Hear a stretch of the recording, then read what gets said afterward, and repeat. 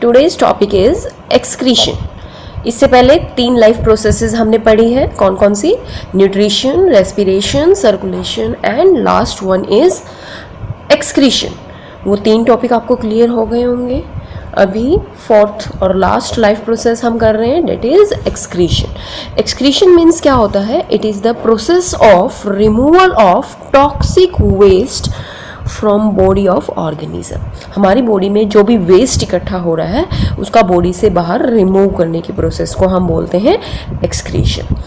तो आपने पीछे सर्कुलेशन में अपने पढ़ा CO2 रिलीज होती है जैसे बॉडी से बाहर लंग्स की, तो CO2 यहाँ पर वेस्ट हो गया, ठीक है। इसी तरह से बॉडी में और भी वेस्ट होते हैं, जैसे यूरिन है, यूरिन का बॉडी से बाहर निकलना, इट इज़ ऑल्सो एक्सक्रीशन। तो अभी डिटेल में हम एक्सक्रीशन इन ह्यूमन पढ़ेंगे। उससे पहले मैं प्लांट में एक्सक्रीशन जो है वो बता रही हूँ। इनके अंदर भी वेस्ट प्रोडक्ट्स बनते हैं जो इनके लिए यूज़फुल नहीं होते बट हमारे लिए हो सकते हैं। जैसे सबसे पहले आपको पता है प्लांट जो होते हैं फोटोसिंथेसिस के दौरान ऑक्सीजन रिलीज़ करते हैं, तो ऑक्सीजन इनके लिए क्या हुआ? Waste product. तो the plant get rid of gaseous waste product. Gaseous waste product में यहाँ ऑक्सीजन की बात हो रही है। कहाँ से ये रिलीज करते हैं? थ्रू दी स्टोमेटा, ठीक है। और लीव्स के अंदर होते हैं, जो स्टेम के अंदर लेंटिसेल्स के बारे में भी बताया था। जो ग्रीन स्टेम होते हैं, हर्ब्स होते हैं, श्रब्स होते हैं, उनकी स्टेम ग्रीन होती है, उनके ऊपर होते हैं ये लेंटिसेल्स। जैसे लीव्स में स्टोमेटा होते हैं वैसे ही स्टेम में लेंटिसेल्स होते हैं। तो प्लांट के लिए वेस्ट प्रोडक्ट हो गया oxygen. Then second waste product, इनके अंदर कुछ स्टोर्ड चीज़ें होती हैं सॉलिड और लिक्विड वेस्ट की फॉर्म में, जैसे कि लीव्स, जैसे कोई लीफ सूख जाती है तो वो गिर जाएगी, क्यों? क्योंकि वो प्लांट के लिए वेस्ट है। तो shedding of leaves, peeling of bark, आपने देखा होगा जो तना होता है प्लांट का, जैसे वुडी प्लांट होते हैं उनके तने के ऊपर बाहर बार्क आती है, ब्राउन कलर की लेयर, वो भी गिरनी शुरू हो जाती है, गिरती है किसी टाइम, तो वो भी बार्क भी क्या है फिर उसके लिए वेस्ट हो गया।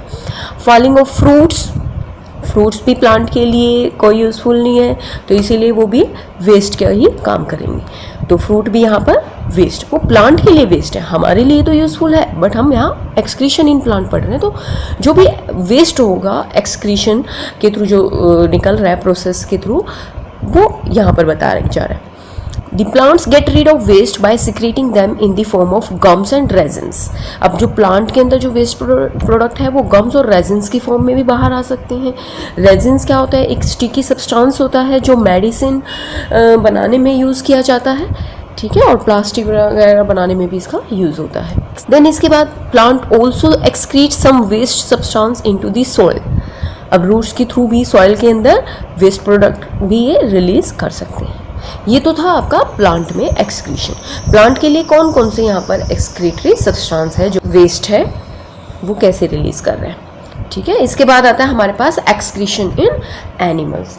टेबल बना सकते हैं आप इस तरह से। एनिमल में जैसे हम शुरुआत करते हैं सिंपल एनिमल से, जैसे अमीबा, तो इसके अंदर जो एक्सक्रीटरी ऑर्गन होता है सेल मेम्ब्रेन, तो इस सेल मेम्ब्रेन के थ्रू अपना एक्सक्रीटरी प्रोडक्ट बाहर निकालती है। जैसे डिफ्यूजन प्रोसेस के थ्रू कार्बन डाइऑक्साइड जो है इसके लिए वेस्ट है वो सेल मेम्ब्रेन के थ्रू बाहर निकल जाएगी। ऐसे ही अर्थवॉर्म है, अर्थवॉर्म के अंदर जो वेस्ट प्रोडक्ट बनता है वो ट्यूबुलर स्ट्रक्चर जिसको हम नेफ्रीडिया बोलते हैं, 9th क्लास में आपने पढ़ा भी होगा। एनिलिडा फाइलम के अंदर नेफ्रीडिया जो होते हैं एक्सक्रीटरी ऑर्गन्स होते हैं जहाँ से वेस्ट प्रोडक्ट बाहर आता है। तीसरा इसमें होता है हमारे पास कॉकरोच या इंसेक्ट्स। इनके अंदर जो एक्सक्रीटरी ऑर्गन होता है उसको हम बोलते हैं मालपीजियन ट्यूब्यूल्स। तो मालपीजियन ट्यूब्यूल्स से ही एक्सक्रीटरी प्रोडक्ट्स बाहर आ जाएंगे।